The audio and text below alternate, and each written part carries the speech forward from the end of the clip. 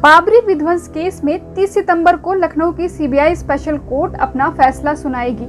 इसमें यूपी के पूर्व सीएम कल्याण सिंह, बीजेपी के वरिष्ठ नेता लालकृष्ण आडवाणी, मुरली मनोहर जोशी और उमा भारती समेत 32 आरोपियों के नाम शामिल हैं।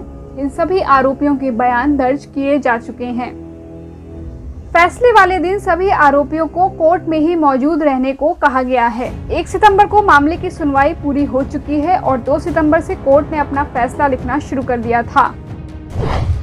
इसी के साथ लगभग 28 साल पुराना केस एक बार फिर से चर्चा में है। दरअसल 6 दिसंबर 1992 को अयोध्या में विवादित ढांचा ढहाया गया था। इस मामले में फैजाबाद में 2 एफआईआर दर्ज हुई थी। एफआईआर नंबर 197 में उन लाखों कार सेवकों के खिलाफ केस दर्ज हुआ था जिन्होंने विवादित ढांचा गिराया था। वहीं एफआईआर नंबर 198 में बीजेपी नेता लालकृष्ण आडवाणी, मुरली मनोहर जोशी, उमा भारती सहित कई नेताओं के खिलाफ भीड़ को उकसाने का केस दर्ज किया गया था। इन सभी के अलावा 47 एफआईआर और दर्ज हुई थी जिन्हें बाद में विध्वंस मामले में जोड़ दिया गया था। एफआईआर में शिवसेना के संस्थापक बाल ठाकरे का नाम भी शामिल था, जिनके निधन के बाद उनका नाम हटा दिया गया था। अब सवाल उठता है कि आखिर इन नेताओं के खिलाफ केस दर्ज क्यों हुआ। दरअसल बीजेपी और विश्व हिंदू परिषद ने मिलकर 6 दिसंबर 1992 को बाबरी मस्जिद के पास कार सेवा का कार्यक्रम आयोजित किया था।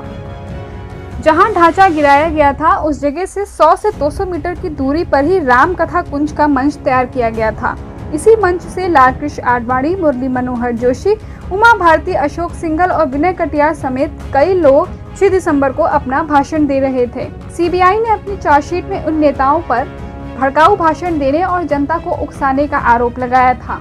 सीबीआई ने मामले में 8 अक्टूबर 1993 को 54 पन्ने की चार्जशीट दाखिल की थी। सीबीआई ने अपनी चार्जशीट में कल्याण सिंह, आडवाणी, मुरली मनोहर जोशी, उमा भारती समेत कई नेताओं के खिलाफ आरोप लिखे थे। सबसे पहले बात कल्याण सिंह की। कल्याण सिंह उस वक्त यूपी के सीएम थे जब अयोध्या में यह घटना घटी। सीबीआई ने चार्जशीट में बताया कि कैसे विवादित ढांचा ढहाने की साजिश रचने में उनकी भी भूमिका रही है। चार्जशीट में लिखा है कि 24 जून 1991 को सीएम पद की शपथ लेने के बाद कल्याण सिंह बीजेपी नेता मुरली मनोहर जोशी कैबिनेट के सदस्यों और अपने विधायकों के साथ अयोध्या आए थे। इस दौरान उन्होंने विवादित स्थल पर राम मंदिर निर्माण की शपथ ली थी। इसके अलावा चार्जशीट में कहा गया है कि कल्याण सिंह अपने शासनकाल के दौरान राम मंदिर के निर्माण को अनिवार्य बताते रहे थे। इसी के साथ कल्याण सिंह सरकार विवादित ढांचे की रक्षा करने के अपने वादे पर पूरी तरीके से विफल रही थी। सीबीआई ने अपनी चार्जशीट में कल्याण सिंह के कई बयानों को भी दर्ज किया। इन्हीं में से एक बयान था जब कल्याण सिंह ने ये कहा था कि विवादित ढांचे की सुरक्षा न कर पाने का उन्हें कोई अफसोस नहीं है क्योंकि वह 464 साल पुरानी गुलामी का चिन्ह था।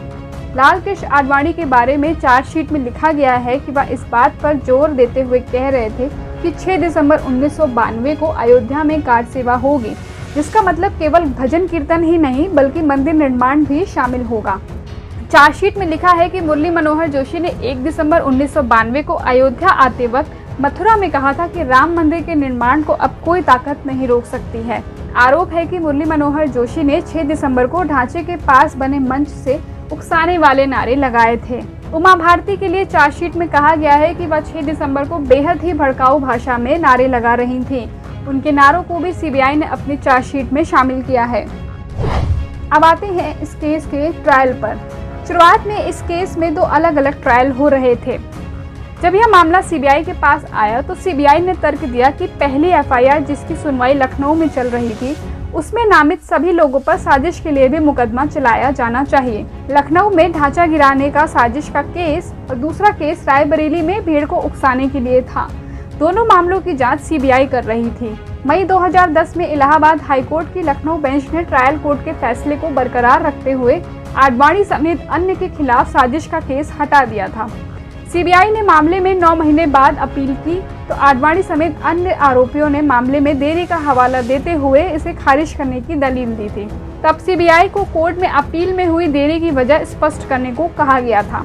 2017 में सुप्रीम कोर्ट ने आडवाणी, जोशी और उमा भारती समेत सभी नेताओं पर आईपीसी की धारा 120B के तहत आपराधिक साजिश के आरोप को बहाल कर दिया और दोनों केस को एक साथ क्लब कर दिया। रायबरेली की विशेष अदालत में चल रही कार्यवाही को लखनऊ ट्रांसफर कर दिया गया। सुप्रीम कोर्ट ने उन सभी 13 आरोपियों के खिलाफ भी मुकदमा चलाने का आदेश दिया जिन्हें हाईकोर्ट ने पहले डिस्चार्ज कर दिया था। अब कोर्ट ने रायबरेली में ट्रायल झेल रहे आरोपियों के खिलाफ भी आपराधिक साजिश का केस दर्ज करने का आदेश दिया। आरोपियों में यूपी के तत्कालीन सीएम कल्याण सिंह भी शामिल थे, जिनके खिलाफ 2017 में केस दर्ज नहीं हो सका था क्योंकि वह उस वक्त तक राजस्थान के गवर्नर पद पर थे, लिहाजा उन्हें तलब नहीं किया गया था। पिछले साल सितंबर में गवर्नर कार्यकाल खत्म होते ही कल्याण सिंह के खिलाफ भी केस दर्ज हुआ। फिलहाल वह जमानत पर बाहर है। इस पूरे मामले में सीबीआई ने 49 लोगों के खिलाफ केस दर्ज किया था। हालांकि 17 की मौत होने की वजह से 32 लोगों के मुकदमे की कार्रवाई शुरू की गई थी। आरोपियों में राम मंदिर ट्रस्ट में शामिल वीएचपी नेता चंपत राय और महंत नृत्य गोपाल दास भी शामिल हैं। कुछ दिनों पहले ही सुप्रीम कोर्ट ने केस की सुनवाई पूरी करने की डेडलाइन बढ़ाकर 31 अगस्त कर दी थी। अब सभी की नजरें इस केस में 30 सितंबर को आने वाले फैसले पर है। शेफाली श्रीवास्तव, नवभारत टाइम्स.com।